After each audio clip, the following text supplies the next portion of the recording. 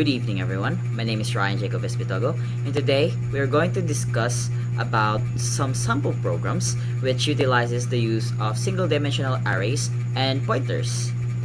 And the following programs that we're going to tackle are insertion of an element, deletion of element, updating elements, searching an array element, sum of two array elements, difference of two array elements, product of two array elements, and quotient of two array elements. So now that's out of the way, we're going to discuss about here the program.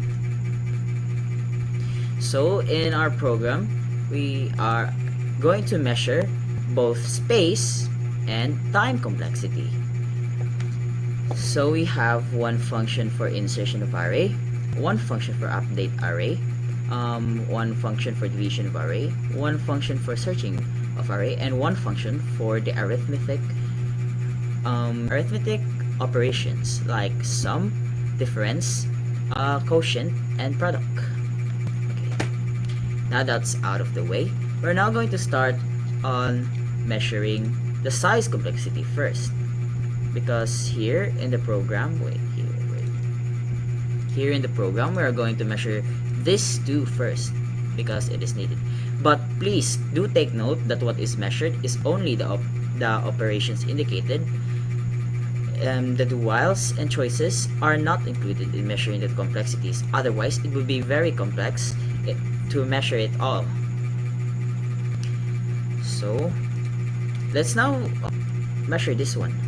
So an integer has a normal integer has 4 bits in size, but the array refers to 4 bits multiplied by the number of elements.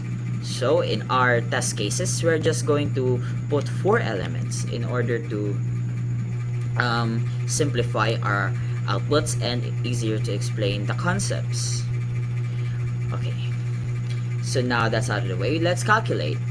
So since we have 4 in size here, so 4 times 4 would be 16 bits, and the size is 4 bits, so now we have an initial space complexity of 20 bits.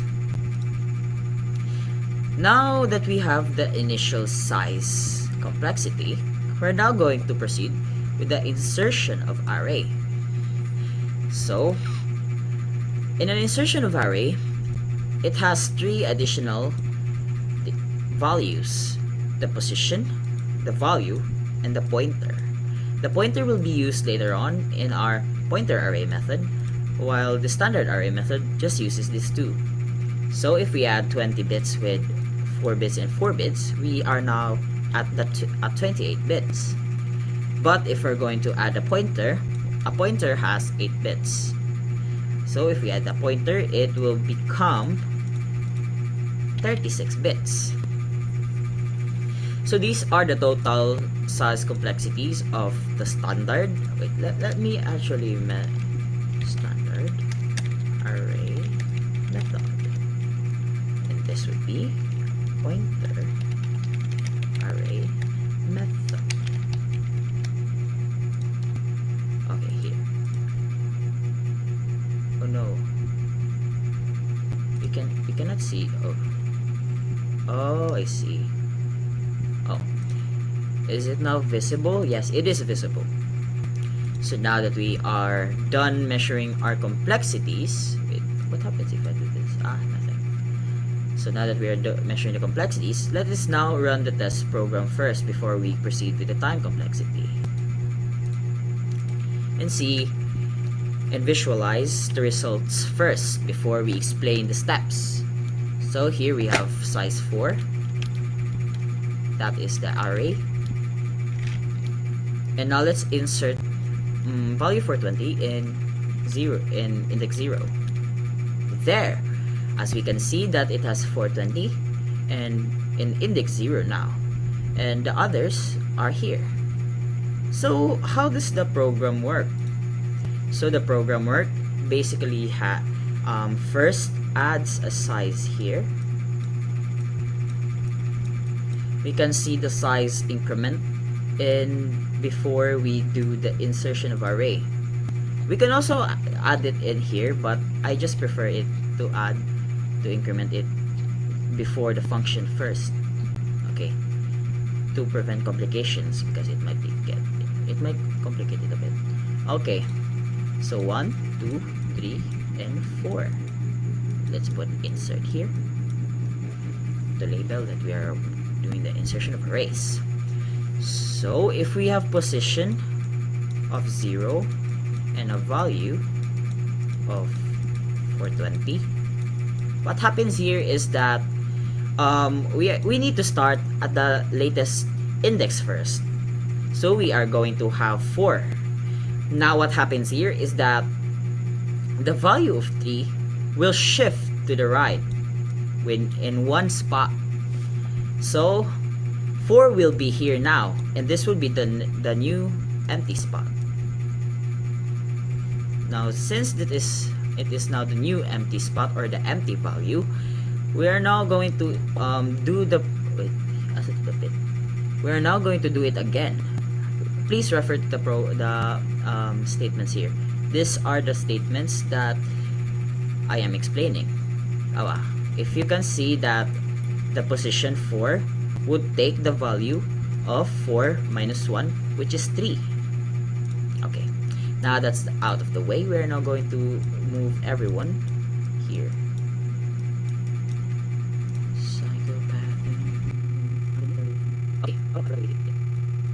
So since we are now at position 0 and it has an empty spot, we're now going to replace the value, the empty spot, with the value inputted by the user, which is 420. So that's how the insertion of array works. So let's now proceed to the time complexity or the number of steps it takes for the program to do. So the omega notation would be the best case scenario. The theta would be the average, and the big O would be the worst. So how do we measure the omega notation? First, we're going to count the number of steps that we did during insertion of array. So the very first step would be the incrementation of the array positions or indices. So that would be one step. And the best case scenario here would be if the position would be the latest value added. So the best case scenario would be 4, and it just adds it here like that. So it just runs this code here. So it is 1 plus 1 equals 2. That would be the best case scenario. Now if we're going to measure the worst, the very worst would be the 0, because it is at the very first index, and we are going to shift to the right. Okay, so now we were going to count the steps: 1, 2, 3, 4, 5, and replace 6. Okay, that's 6. To measure the average, we're just going to average the steps from 2 to 6 with an incrementation of 1. So 2, 3, 4, 5, and 6. And if we're going to average this or find the median, it would be 4 steps. So the average would be 4. So this would be our time complexity for insertion of an array. 4 for the average, big notation would be 6, and the omega notation would be 2. Okay, so we're done. We're just gonna close this program first. Okay, so before we proceed to the deletion of arrays, we also need to explain the insertion of arrays using pointers first. So let's try to run the program if it still outputs the same. Okay, 1, 2, 3, and 4. Okay, pointer, we're going to insert 0 and 420. Oh, so it just does the same. However, in the steps, it has a bit unique difference because we added this one. Okay, So why did we add that snippet of code there? To explain, I would just so a pointer would be using the address of the first element of the array. So pointer would be pointer here, and the next index will be pointer plus 1, pointer plus 2, pointer plus 3, and pointer plus 4. So what happens here is that we cannot just replace the value here, because we need to be at the last element in order to in this specific program, in order to shift values to the right. Okay. So we need to first increment the pointer so that we will reach the final value. Okay. So what happens here is still the same. 1, 2, 3, 4. Still the same. However, in measuring the time complexity, it would be a different case. So the omega notation would be referred into the number of this loop and this loop. It will be added. So since we have the incrementation of array as 1, we need to add the next snippet, which is this. So 1 plus 4. Since we have 4 elements, we're just going to increment it by 4. Plus, what would be the best case scenario? If the best case scenario would be if pointer is equal to value. So what happens here is 1, right? So this would be the omega notation of things. So now we're going to add it. It will have 6 steps. So that is the minimum number of steps in order to insert an array element using pointers. So if we calculate the worst, it would be 1 plus 4. And what was the worst before was 1, 2, 3, 4, and 5. So it was 5. So plus 5, it would lead to 10. So this would be our big O and our omega notation. So theta notation would be 6, 7, 8, 9, and 10. So we find the median. It is now 8, or the average. It is still 8. It is still gonna be 8. So this would be our time complexity if we do the pointer array method. So now that's out of the way, let's now proceed with the deletion of arrays, because it is easier to explain if we proceed to deletion of arrays after insertion of arrays, because it is just a bit quite of the opposite. Deletion of arrays. Let me clear this first.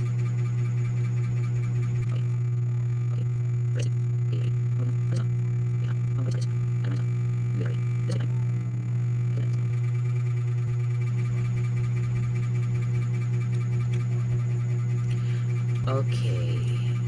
Deletion of arrays. Incrementation of size. The last step of the deletion of array would be the decrementation of size, which would delete this one, the last index. Okay, so let's proceed. So before we start, we're going to run the program first to visualize better. So that's our values, array pointer, deletion. So in a deletion of arrays, we're just going to need the position, and the value would be discarded.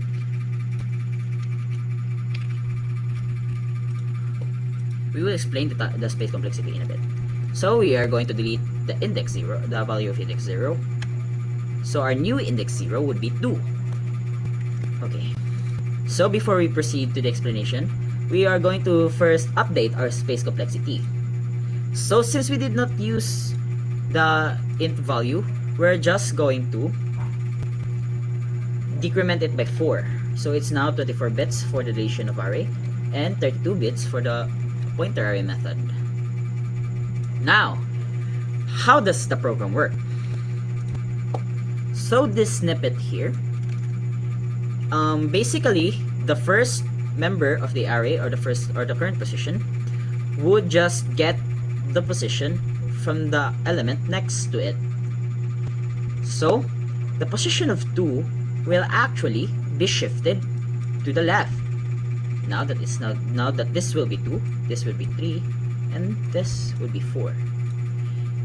Since it is replaced, this is still gonna be 4.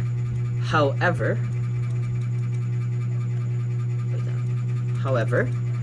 at the end of our program, we are going to delete this entire element because we are going to delete the size by 1. So how many steps does it take? How many steps does it take? Once again, the size would be deleted by 1, which is opposite from the insertion, which is size plus 1. At the start, this is start, this is at the end.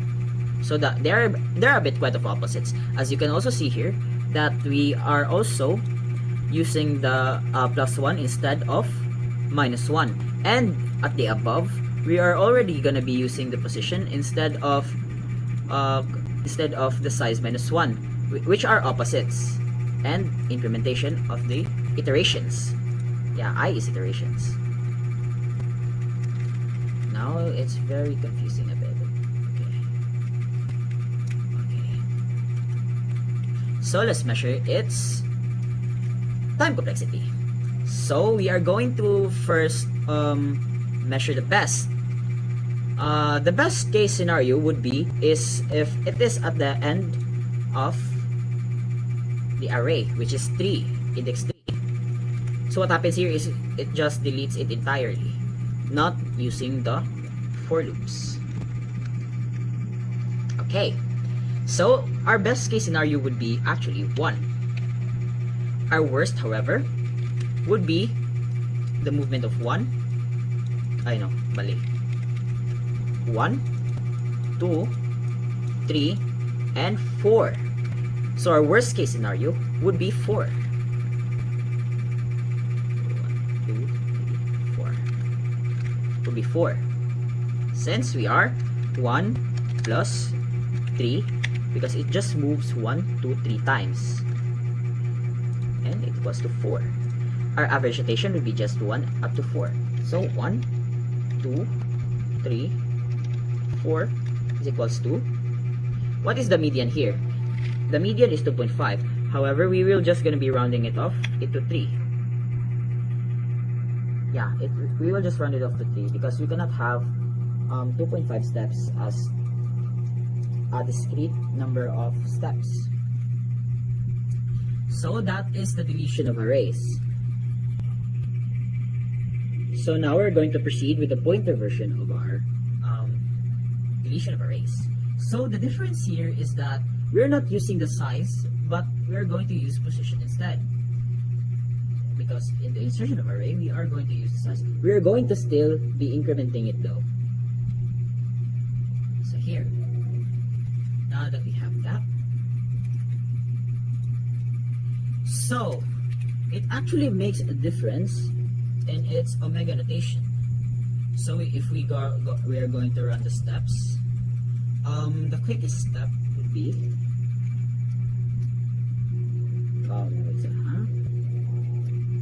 let's try to compare now. From this step, the incrementation of the position is 0, and if we are going to add it here, 1, 2, 3. So 0.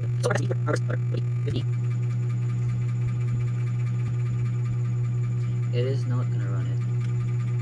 So here, actually, correction, the best case scenario would be still 4. So why is it now 4? Because we're just going to increment the position 3 times, like 1, 2, 3, in order to reach this 1, and then we're going to just take the position here, and it will delete directly. So it's just 4. Actually, it is quite interesting because the best case and the worst case would be 4. The average will also be 4. Wow, this is really interesting. Yeah, this is a new learning experience also for me. In this type of algorithm, the time complexities are the same. It takes 4 steps in order to do this program, regardless of its complexity. Actually, I just want to show that the pointers would be working with.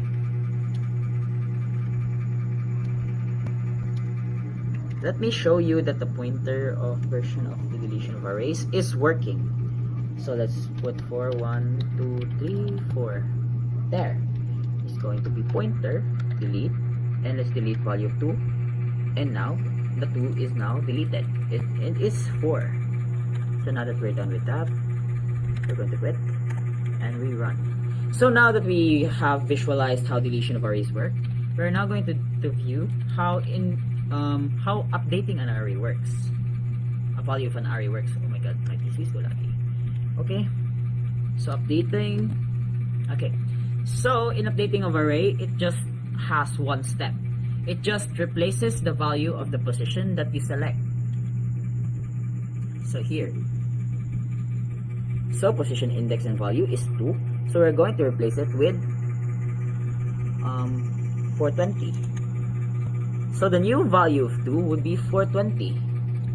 Okay, so how does this work? Here. So it just takes one line, actually. Here, one line. So what happens here is it just gets the array position and replace it by the value. Actually, we also have the updation of arrays in our different programs, like here.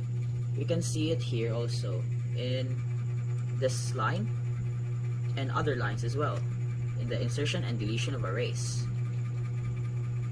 So the pointer array method is also does also the same. This time we're going to just directly add a position.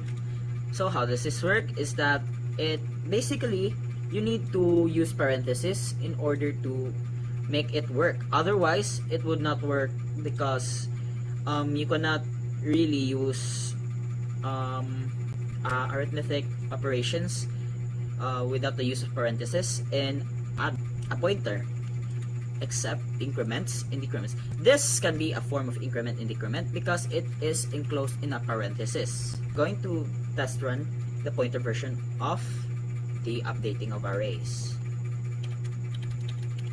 Array values die. Update. Let's try 2 and 420. There. So now that we see that the pointer version worked, we're also going to actually change the size complexity of the updation of arrays. So why is it so? Because we are also now using value once again. So the new space complexity would be 28 and the pointer array method would be 36 once again. To add, the time complexity of updating an array element would be also 1 in theta, big O, and in omega notation. So now that we're done with the updating of arrays, we're now going to proceed with the searching of arrays. So how does the searching of arrays work? So this is a sequential search.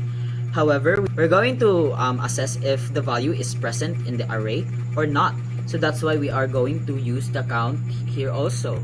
So instead of using position, we're going to use count, which is still the same because it is gonna be adding up to 28 bits.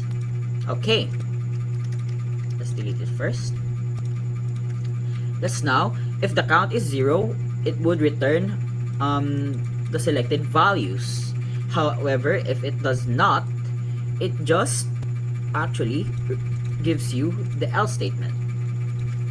Okay, so let's actually try to look at it like this. So let's try 4, 1, 1, 2, 2. Okay, so these are the examples of our current array. Now we're going to search it using the array method. We're going to search 2 and look. it mentions the index and the values. So what actually happens here?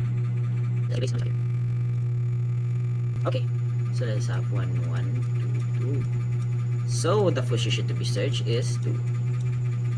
Okay. This might be a sequential search, but what we are having here is this first. So we are going to find the best case scenario. So how do we find the best case scenario here? It will be assuming that the program just returns else, or if the value is at 0, at index 0. So what happens here is that it is below the size, of course, and it will search for counts. So what happens here is, since we have an array element of 4, we're going to also to be using 4 here as our initial value, and we're going to add 1 because that is the best case scenario. So that's 5. The worst case scenario would be if I is equal to this one. Yeah, this one, the last element of the array. So if that is it, it's gonna be ending up with 4 plus, how many values do we have? 4 is equals to 8. So that would be the worst case scenario, and our theta notation would be actually 5, 6, 7, and 8. And if we summarize it, it would be 6.5, or approximately 7 steps. So that will be the theta, big O, and omega of our searching of arrays, because it is still gonna be using a sequential search. We cannot use binary because we did not sort. We did not have the option to sort. So in pointer array method, actually the pointer array method and the standard array method in the searching of arrays would be the same with the updation of arrays. It will be quite similar in nature. However, we are going to be using PTR here instead of the array and its index.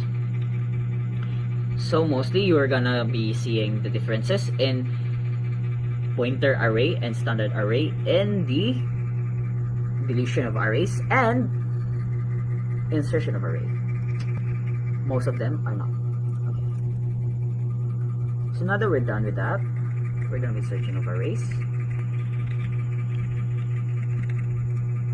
Let us now proceed with the arithmetic version of our program.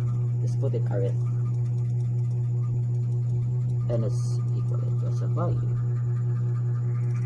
So what do we use in the arithmetic version of our program? So we use index 1. Actually, I'm just gonna add it here, huh? Actually, I just spelled it like this. Index 2. We don't use value anymore. So index 1, index 2. This would be num1. This would be num2. We're also going to, no sum. So if we add these bits, it would lead to 28, 36. So in our arithmetic version of our programs, we're going to have 36 bits as the initial. So if we add 36 with 8, it's gonna result with 44, right?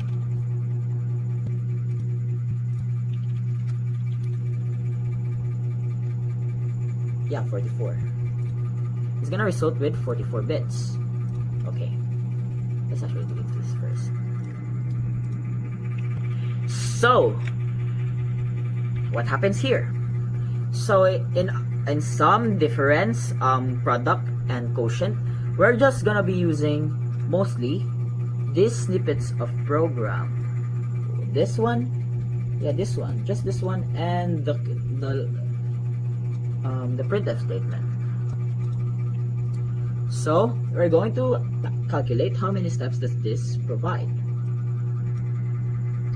So in measuring the time complexity, we're actually going to see if it finds these two in the array. So since it's less than size, we're going to be getting our value in quite a bit. So since we have 4, it's gonna run the program with how many iterations? 4 iterations for the initial one. The next one would be the statement. The statement does include the operations indicated, like num1 plus num2, num1 minus num2, and num1 multiplied by num2, and the float version of the program. Okay, so what happens here? So it's just plus 1. So our omega notation would be obviously 5. Omega notation. Our big O notation would still be 5. Yeah. No, actually our big O notation here be 5, 5, 5. Why is it so? Why is it so? Because we are not using the for loops in order in line with the indices, and this would be the result. Okay, so to visualize how does this work, it does this apparently. So if num1, num2, forgive me for the bad index and index. Okay, 1 and 2.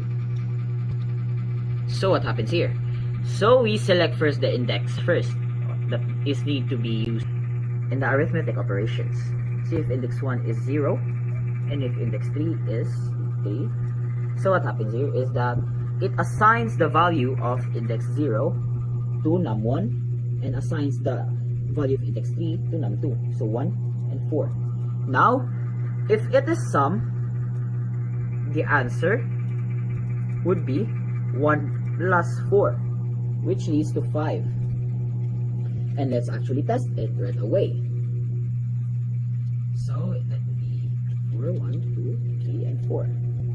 There we go, array. And let's use the sum of arrays elements. If it turns out to be 5, then our program is correct.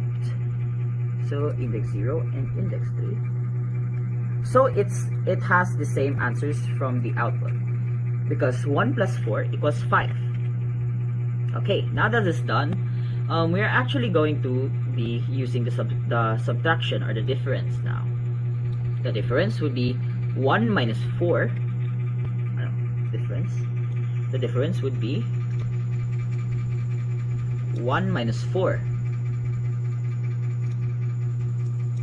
So the answer would be negative 3.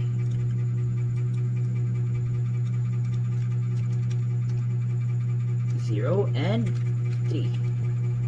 See, it has the same answers. Now we're going to be using the product. So what do we expect? 1 times 4. Okay, let's actually delete that. 1 times 4 is equals to obviously 4.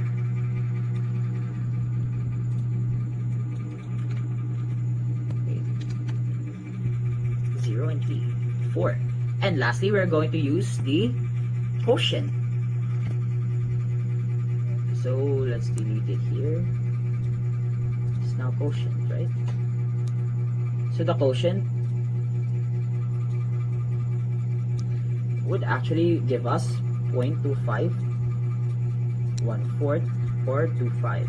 Since I use float, it's gonna return the 0.25. Let's just give it so if we have 0 and 3, it's gonna return 0.25. Now that we are done with everything here,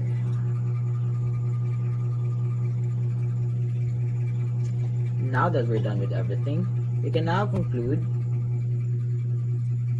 that our program is working as intended.